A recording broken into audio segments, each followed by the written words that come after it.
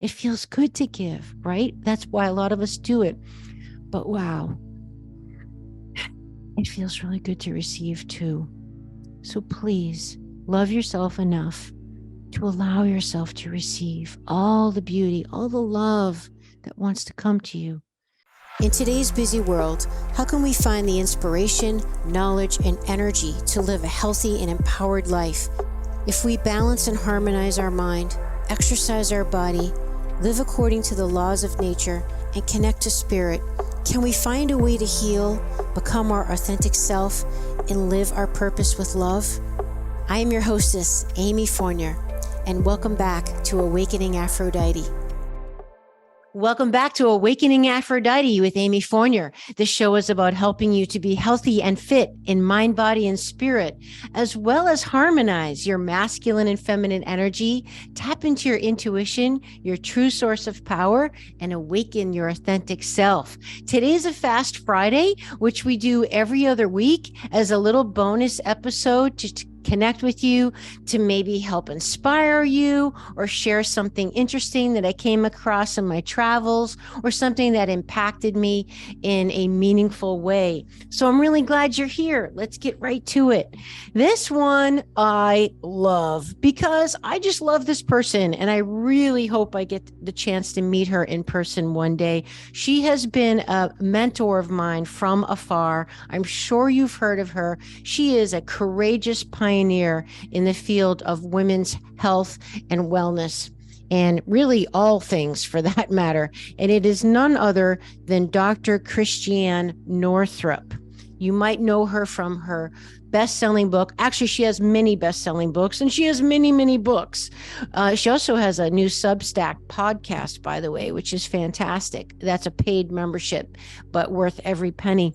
And but her best-selling book, probably her most well-known book, is Women's Bodies, Women's Wisdom, which is excellent. I also did another show where I referred to her, one of her books, Goddesses Never Age. And I'm sure this is not going to be the last one to Dr. Christiane Northrup, because she is just a wealth of knowledge. Again, she's a New York Times best-selling author, and just her bio goes on and on. But today we're referring to one of her books called Making Life Easy, a simple guide to a divinely inspired life. What a great goal that is. So many beautiful nuggets in this book. The one I want to share with you today is a section called You Were Born to Receive. Isn't that lovely? Just meditate on that for a second. You were born to receive. And take note that there's nothing in there saying, if you do this and that and the other, right? There's no conditions attached to that. There's no additional section of that sentence. It's just that. You were born to receive. Beautiful. I love it.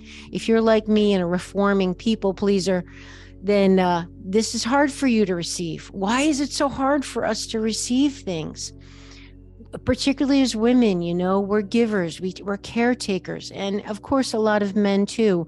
It's not really the point I'm trying to get at, but women have just been notorious for self-sacrifice. The children come first. In my case, the puppies come first, and really everybody comes first, right? And that led me to a life of people pleasing, which was a disaster and pretty much my midlife crisis eventually. And I'm still reforming. I like to think I'm reformed, but I definitely slip back at times, no question about it. But at least I'm a little more aware now, and I realize I'm doing it so I can course correct. But receiving is just so important, because we have to remember the law of giving and receiving. It's one of the great universal laws in our world, giving and receiving.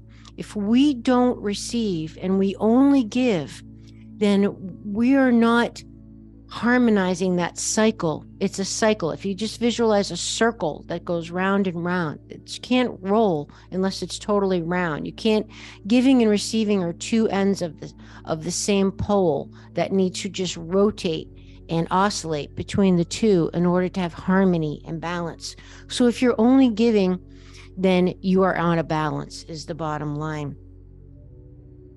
And I think it's very important for receiving for my show as well, because awakening Aphrodite, I mean, that's awakening the feminine energy in you, and receiving is the feminine energy. It's the ability to let someone give to you and being okay with it. And most importantly, not feeling the need to have to reciprocate, right?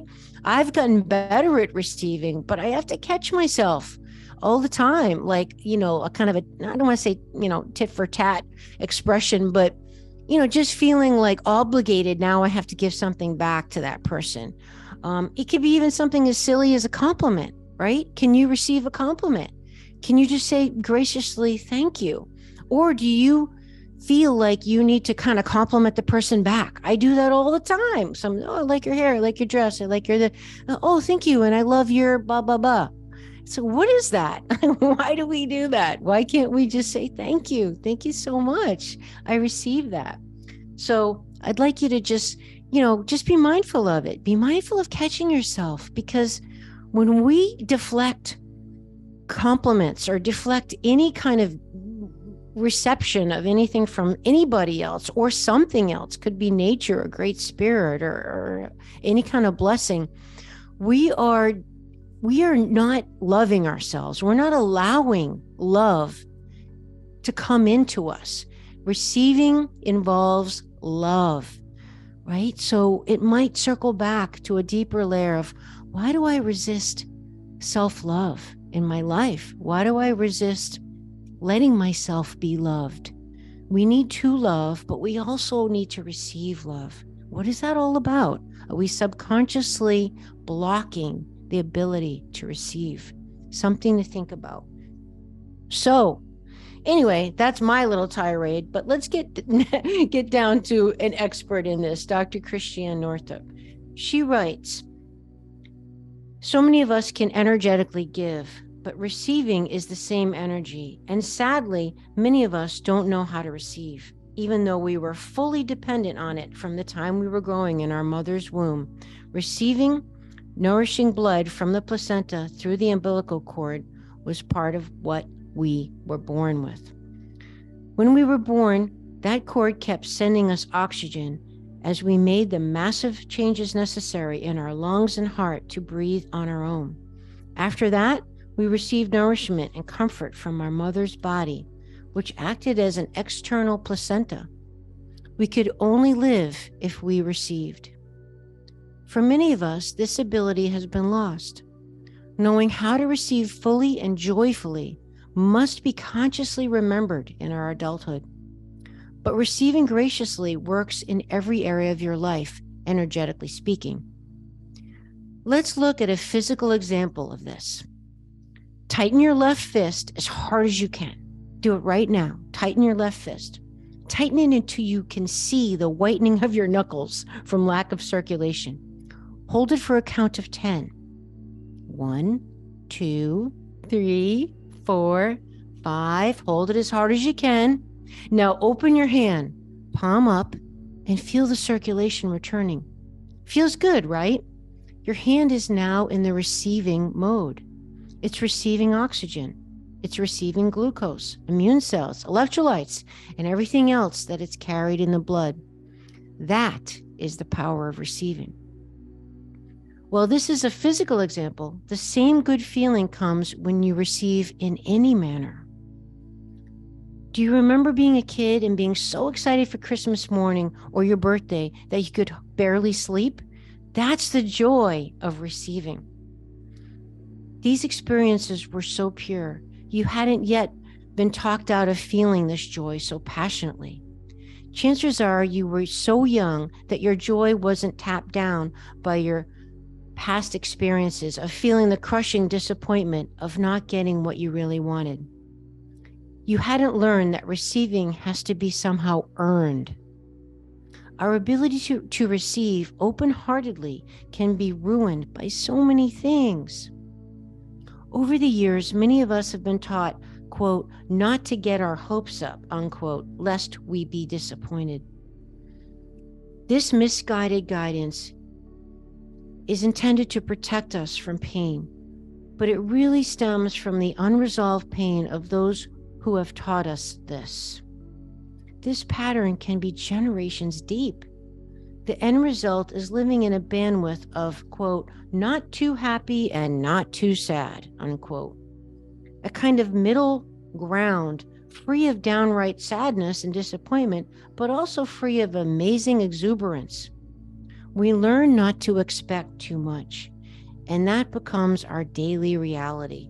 Ugh, I know how that feels. And it's, I'll just add, you can't be, I've said before, you can't be over 40 and not have disappointments in your life, right?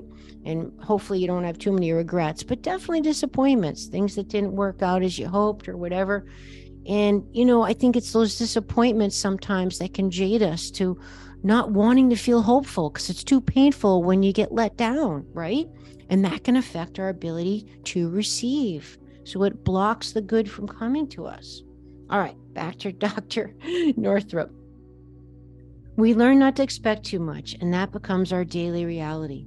Over time, we end up believing that we don't deserve to receive, and therefore we don't receive. As Amanda Owen writes in her book, The Power of Receiving, the only possible match for someone who doesn't know how to receive is someone who doesn't know how to give. Non-receivers are drawn to non-givers. Wow, that's an amazing thing. Oh my gosh, I got to read this again, even just for myself. The only possible match for someone who doesn't know how to receive is someone who doesn't know how to give. Non-receivers are drawn to non-givers. In other words, the problem is not that you've been drawn to non-giving people, but that you are an inexperienced receiver. Wow. Worse yet, most of us were taught that we don't deserve to receive without giving something in return. This is what I was referring to earlier. As in, there's no such thing as a free lunch. Were you told that as a kid? Oh my gosh, I sure was. This gives us the message that we're unworthy just as we are, which is completely untrue. Over my years of medical practice, I've seen countless instances in which the only way a woman can receive support, attention, and care from her husband and children is when she's sick. Oh my gosh, that's so true. So guess what happens? She has to keep manifesting illnesses, albeit unconsciously, of course, in order to keep receiving the attention and care that she should have been receiving anyway. In health, not just in sickness. Wow. Meditate on that one for a minute. Anybody in your life, does that sound familiar? Wow. She has to keep manifesting illnesses. Wow, in order to keep receiving, even though that's subconscious. I've also had numerous patients come to the realization that as children, they had to get sick in order to receive their mother's attention. No wonder receiving can be so challenging. We've been taught that we have to earn it somehow through performing tasks that make us feel worthy and be more worthy, or through health problems and accidents. That's right. Studies show that even accidents are very often preceded by anger or sadness, emotions that let us know that we have a need that hasn't been met. And so, given that often deep and unconscious programming about receiving, how can we begin to receive if this is the situation? How can we begin to receive? Well, let's talk some Receiving 101, shall we? Thank goodness receiving is actually a learnable skill. Woo! Yeah, that's the good news. And a very worthwhile one, I might add. Being able to receive leads to a much more fulfilling life with more delight and joy than you might imagine possible. Bring it on, baby. Getting started is super simple. All you have to do is accept all compliments. Okay, I mentioned this too in the beginning. So let's start with that.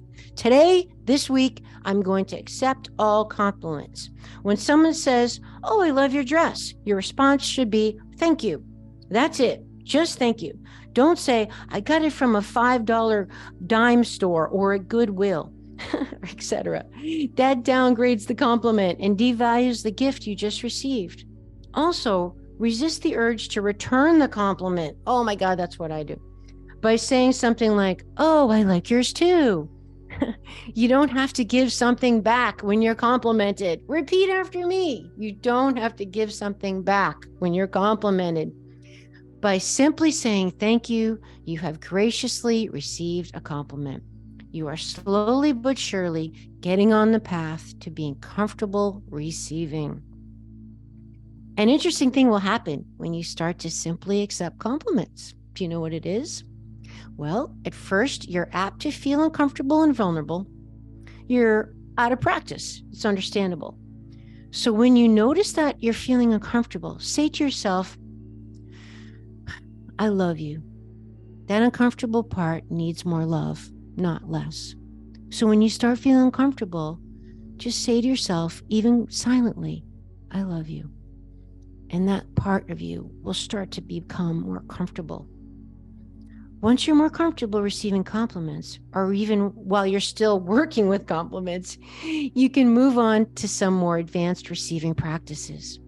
For example, in her book, Change Me Prayers, which is a great book, by the way, Tasha Silver notes that you can say a change me prayer to help rewire your brain to be better at receiving.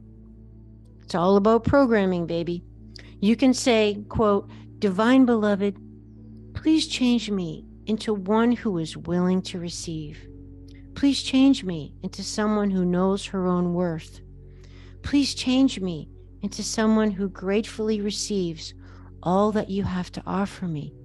Please change me into someone who provides others with delight of giving to me. I'm going to say that last one again.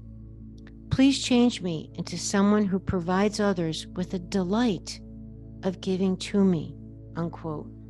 Isn't that powerful? If you like those kind of affirmations, you might want to also check out my Fast Friday with Louise Hay, where I read from one of her books, some of her famous affirmations. So they're so powerful. You're throwing out into the world with your own unique vocal imprint, your intention, your desires. And it's a big part of manifesting what you want. That's a beautiful book, Change Me Prayers by Tasha Silver. You can make up your own. I always do. So another common way to receive is just receiving basically from nature, which is extremely powerful. And of course, it's our original source and it's the source of everything. So doesn't that make sense, just to let yourself be consciously aware of receiving all the beauty and bounty in nature? I know I personally every morning just do a little thank you prayer. I thank the four elements. I thank all of life. I thank the moon and stars. I thank Father, Sun, and sky. I thank the wind of air, fire, and water. These things, we wouldn't be able to exist without them. I try to be mindful of receiving them at that moment with so much gratitude and love. And so it's something you can think about. In fact, Christiane refers to the late Peter Cohen, who was a former Episcopal priest, and he was also a shaman, which was a really cool combo, right? And he taught Christiane just a very simple practice that to go out in nature and just keep your eyes soft and move very slowly. When you come up to a tree that you feel kind of, I don't know, it just speaks to you in some way, just stop and stand there. Remember, keep your body soft. Being able to receive requires softness. That's part of why it's associated with the feminine. Okay, so think of it like a hard rock or like a real stiff piece of wood or something, or even your body. If your muscles are tight and tense, right? Stuff bounces right off you, right? It's like that surface that just boing, bounces right off you. We need to soften to receive. That's why moistness and water is the feminine element. And receptivity requires a softness, which is the feminine element. So when you're trying to connect with nature and receive, remember to have a softness in your eyes, a softness in your movement, a slowness in your movement. And when you come to a tree that speaks to you, stop and just stand there. That tree spirit will come out very slowly and quietly. And if they're not used to being given attention from humans, it might be really slow. But human attention speeds up the tree's evolution. Isn't that a cool thought, that they need us and we need them?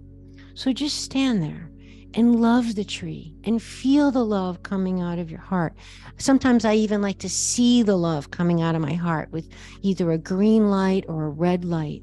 And I just send my love energetically and in my heart to the tree. Remember, your intentions are powerful.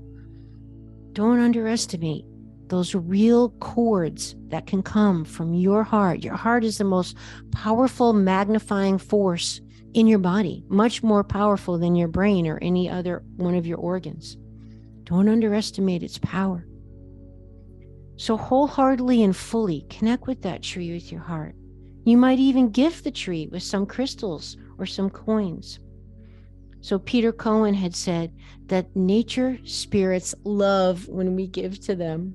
In fact, my episode with Molly Larkin, who was an apprentice of the one and only now deceased shaman Bearheart, who just one of my all-time favorite books in the world, The Wind is My Mother. Refer to episode 77 if you like this kind of thing. That book completely changed my life. That was one of my absolute favorite shows of all time. And he talks about how, when we take from nature, the Native American tribes would always teach to give back. We don't just, again, giving and receiving, like I mentioned at the beginning of the show, is a two-way street. It's a cycle. It has to be reciprocal. You can't have one without the other, or else you have an imbalance. And an imbalance is a problem, right?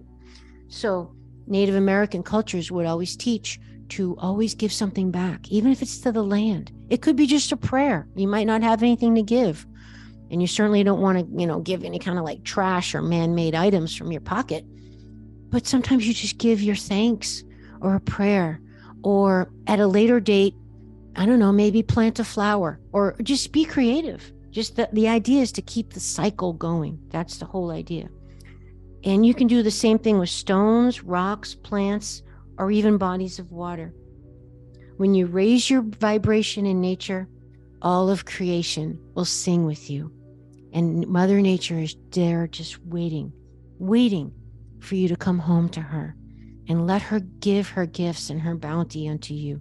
You are her children. She delights in giving to you. You know how good it feels when you give to someone you love, like a present. I can't wait to give this to you, because you want to give your joy and your love to them in that expression and make them feel good. It feels good to give, right? That's why a lot of us do it. But wow, it feels really good to receive too. So please love yourself enough to allow yourself to receive all the beauty, all the love that wants to come to you. You've heard it before. You can't give from an empty cup, right?